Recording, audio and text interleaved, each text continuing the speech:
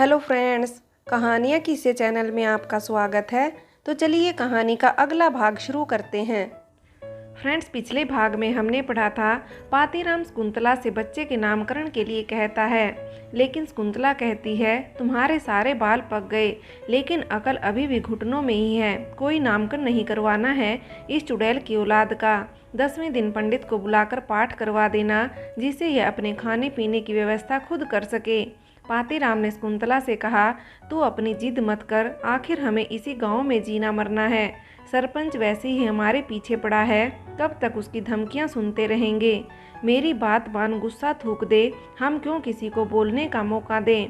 शकुंतला ने पातीराम को कहा, कैसे मर्द आदमी हो, सरपंच की गिद्दड़ भभकी से डर गए, तुम डरो उस पक्षपाती सरपंच से।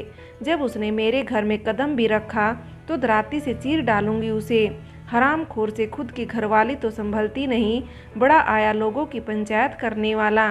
तुमसे उसके आगे नहीं कुछ कहा जाता तो चुप रहा करो, मैं खुद उससे निपट लूंगी।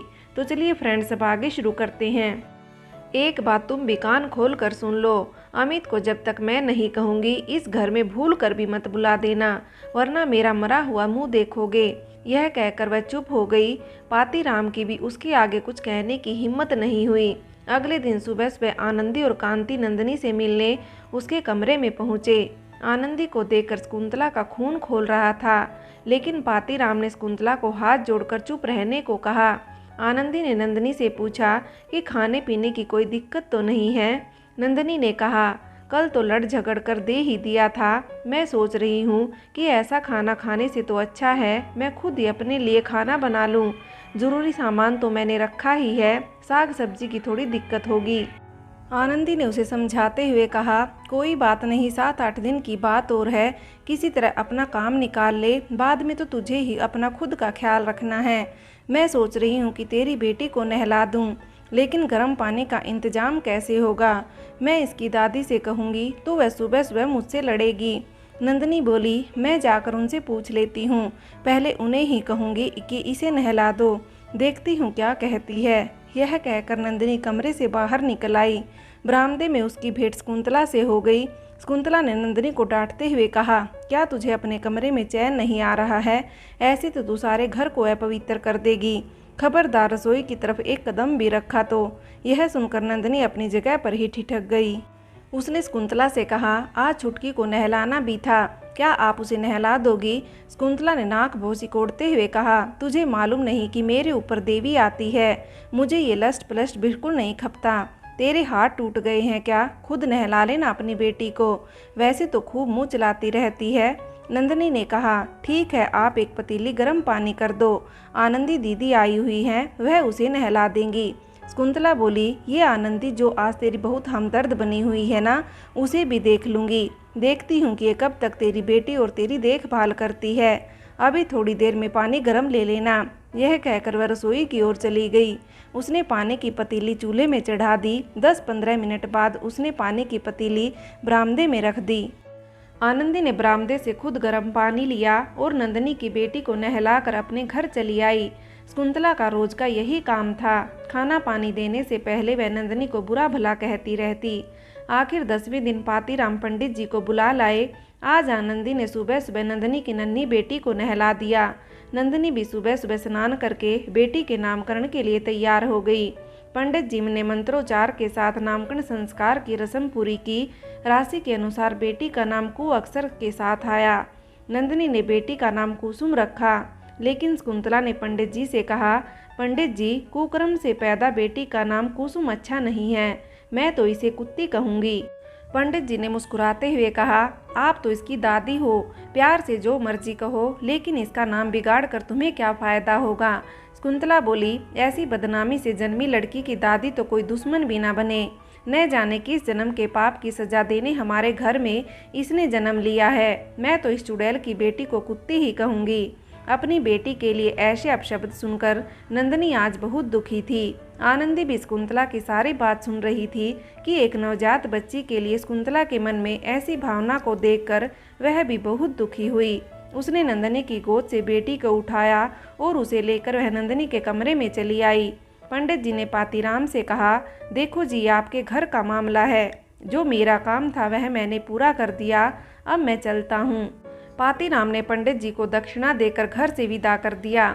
शकुंतला ने पातीराम से कहा, आपके कहने पर मैं इस चुड़ैल की बहुत सेवा कर चुकी हूँ, अब मुझसे इसकी देखभाल न होगी। इसे कह दो अब अपने भोजन की व्यवस्था खुद करेगी। पातीराम ने कहा, ठीक है, मैं उससे बात कर लूँगा, लेकिन अगर सूरतराम इस बात को लेकर फिर से इधर आ गया तो इसका नतीजा तू खुद भुगतेगी। शकुंतला ने पातीराम से कहा, इस बारे में मैं तुम्हें पहले ही कह चुकी हूँ कि जब वह आएगा तो मैं खुद उससे निपट लूँगी। नंदिनी ने मुसीबत की घड़ी में मदद करने के लिए आनंदी को धन्यवाद करते हुए कहा, दीदी तुम्हारा यह एहसान मैं कभी नहीं भुला पाऊंगी। तुमने खुद गाली सहकर भी जो मेरी मदद की वह आज के ज़माने में कोई अपना सगा संबंधी भी नहीं करता है। मेरे पास तुम्हें देने के लिए तो कुछ नहीं है, बस अपनी अबोध बेटी के साथ मैं हमेशा तुम्हारे परिवार के लिए दुआ करती रहूँगी। आनंदी ने नंदिनी को कहा, मैंने तो सिर्फ एक औरत होने का अपना फर्ज निभाया है, किसी की झूठी गाली देने से कभी किसी का बुरा नहीं होता। अब मैं चलती हूँ, तू अपना और अपनी बेटी का ध्यान रखना, अगर कभी मेरी ज़रूरत पड़े तो मुझे बुला लेना। यह कहकर आनंदी भी अपने घर चली गई। थोड़ी देर बाद पातीराम ने नंदिनी को शकुंतला का संदेश दे दिया। इस तरह नंदिनी अब अपने लिए खुद ही भोजन की व्यवस्था करने लगी। अमित को होटल में काम करते हुए 3 माह से अधिक समय हो गया था। उसका मन होटल के किसी काम में नहीं लग रहा था। एक दिन उसने रतन से यह बात बताई तो रतन ने अपने किसी परिचित को अमित को किसी ऑफिस में नौकरी लगवाने की बात कही। अमित पढ़ा लिखा तो था ही, इसलिए उस व्यक्ति ने अमित को डीडीए में क्लर्क के पद पर एड हॉक पर नौकरी लगा दिया। अमित कुछ दिन तक रतन के साथ ही रहा। बाद में उसने अपने लिए किराए पर दूसरा कमरा ले लिया। इस बीच अमित के पिता की चिट्ठी आई कि नंदिनी ने बेटी को जन्म दिया है। साथ ही वह शकुंतला के कहने पर अमित को सख्त हिदायत भी देता रहता था कि फिलहाल घर आने के बजाय अपनी नौकरी पर ध्यान दो, जल्दी ही हम इस चुड़ैल से तुझे मुक्त कर देंगे। अमित भी नंदिनी द्वारा उसके साथ किए गए षड्यंत्र के कारण उसे नफरत ही करता था, इसलिए वह आराम से अपनी नौकरी करता रहा। अमित की चिट्ठी गांव पहुंचती तो पोस्टमैन हमेशा पातीराम को ही वह चिट्ठी देता। नंदिनी के पास की जमा पूंजी धीरे धीरे खत्म होती जा रही थी। उसके पास खाने कमाने के लिए कोई जमीन जायदाद तो नहीं थी, इसलिए वह दिन भर घर में बैठी नन्ही बेटी की देखभाल में ही लगी रहती थी। जब उसकी बेटी कुसुम 4 माह की हो गई तो उसने सोचा कि लोगों को खेतों में कुछ काम कर लेती हूँ, कम से कम 2 वक्त की रोटी का जुगाड़ तो होगा। इसलिए वह नन्ही बेटी को घर में अकेला छोड़ दरवाजे पर ताला लगाकर लोगों के खेतों में बेगारी करने चली जाती थी। बदले में गांव के लोग उसे दूध, दही, छाछ, सब्जी और भोजन दे देते। घर पर जब उसकी अकेली नन्ही बेटी रोती तो शकुंतला कुसुम को गालियां देते हुए कहती, अपनी कुकर्मी माँ के लिए रो या फिर अपनी किस्मत के लिए जो तूने इस चुड़ैल की कोख में जन्म लिया। लेकिन वह नादान इन बातों को क्या समझती। जिन लोगों के साथ नंदिनी का उठना बैठना था और जिनके साथ खेतों में वह काम करती, शकुंतला उन्हें भी गालियां देने में कोई कसर न छोड़ती थी। इस तरह नंदिनी और शकुंतला के कारण पूरा गांव 2 खेमों में बंट चुका था। कमला और मनीराम इस झगड़े से दूर ही रहना चाहते थे। उन्हें मालूम था कि बहुत जल्दी वे इस गांव को छोड़कर सूरत चले जाएंगे। कमला कई बार मनीराम से सूरत चलने की बात कहती, लेकिन मनीराम हमेशा उसे यही कहता कि बाबा जी ने उसे आश्वासन दिया है कि वे उन्हें यहाँ खुद से ले जाएंगे, ऐसे में हमारा वहाँ जाना उचित नहीं होगा। कमला यह सुनकर बाबा चरणदास का स्मरण करती और उनकी प्रतीक्षा करना ही उचित समझती। बाबा चरणदास को मनीराम एवं कमला से किए गए वायदा याद था, लेकिन आकाश नंद के अस्पताल के कार्यों में व्यस्तता के चलते इस बारे में बात करना ठीक नहीं समझते थे। इस वर्ष भी अस्पताल के स्थापना वर्ष के दिन बाबा चरणदास आकाश नंद के माता पिता को सूरत बुलाना चाहते थे, लेकिन आकाश नंद ने बाबा जी से कहा, बाबा जी आपने तो मेरे माता पिता को कुछ और ही आश्वासन दिया था, ऐसे में वे अगर इस बार यहाँ आ जाएंगे तो फिर उनको वापस भेजने में उन्हें तकलीफ होगी, इसलिए 2 माह बाद गांव की ज़मीन का बंदोबस्त करके ही उन्हें यहाँ लाना उचित रहेगा। बाबा चरणदास को भी आकाश नंद की यह बात उचित लगी, इसलिए इस बार अस्पताल के स्थापना दिवस पर आकाश नंद के माता पिता को निमंत्रण नहीं दिया गया था। आकाश नंद ने बाबा चरणदास से कहा कि मेरे विचार हैं कि गांव में मेरे पिताजी के नाम की जो भी ज़मीन जायदाद है उसके लिए एक ट्रस्ट बनाकर उसकी देखभाल उस ट्रस्ट को सौंप दी जाए। माता पिता के नाम से ही गांव में मनीराम कमला देवी सत्य सनातन इंटर कॉलेज की स्थापना की जाए। बाबा चरणदास ने कहा, आकाश नंद, यह बहुत पुण्य का काम होगा। हम कुछ दिन रुक कर नैले दैले को तुम्हारे गांव भेजेंगे। तुम्हारे माता पिता से इस बारे में सहमति मिलने पर ट्रस्ट की आगे की कार्रवाई उचित रहेगी। 2 माह बाद चरणदास और आकाश नंद की सहमति से एक बार नैले दैले अपना वेश बदलकर मनीराम और कमला से मुलाकात करने के लिए गांव चले आए। बाबा चरणदास ने नैले दैले को अपनी योजना भली भांति समझा दी थी। पल भर में ही नैले दैले अपने उसी वेशभूषा में मनीराम के पास पहुंच गए जिसमें वह मनीराम और कमला को सूरत के शिवालय में पिछले वर्ष मिले थे।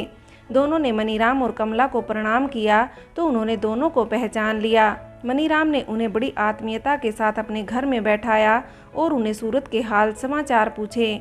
नैले दैले ने मनीराम और कमला को बाबा चरणदास और आकाश नंद की बताई गई योजना विस्तार पूर्वक बताई। मनीराम और कमला को यह योजना बहुत पसंद आई। मनीराम खुद भी अपनी जमीन जायदाद की जिम्मेदारी किसी योग्य व्यक्ति को सौंपना चाहता था।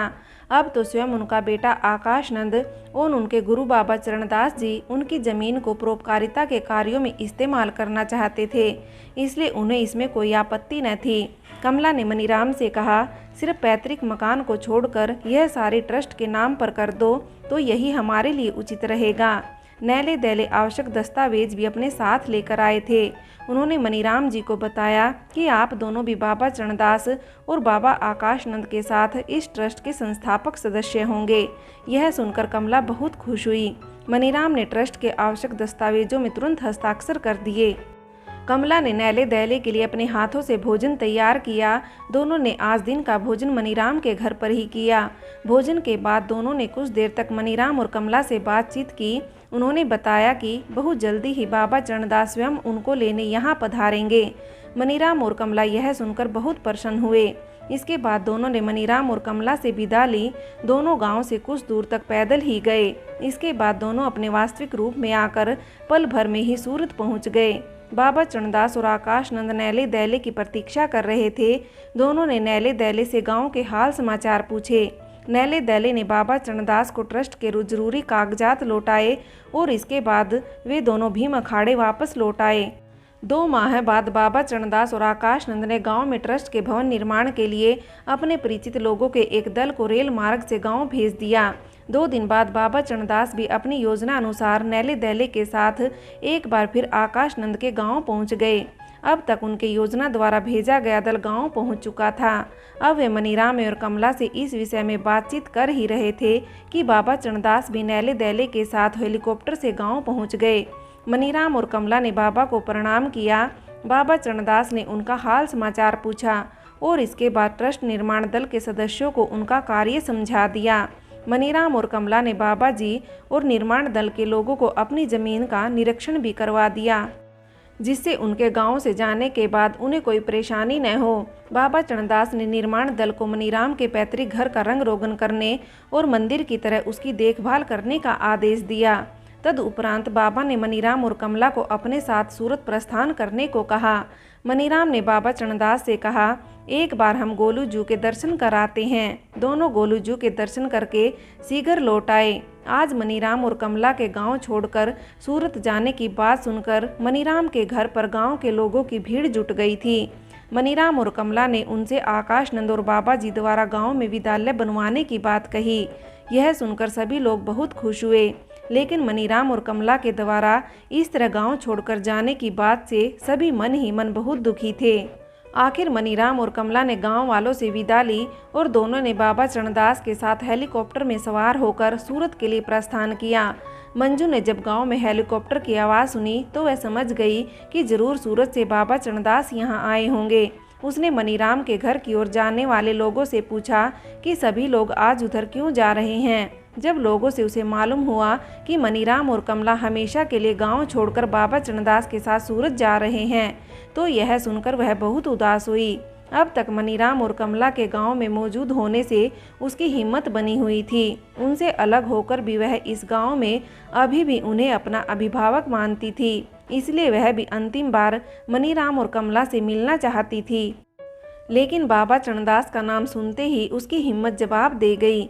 उसे यह भय था कि ऐसे मौके पर वहां जाकर न जाने बाबा जी उसे क्या कहेंगे।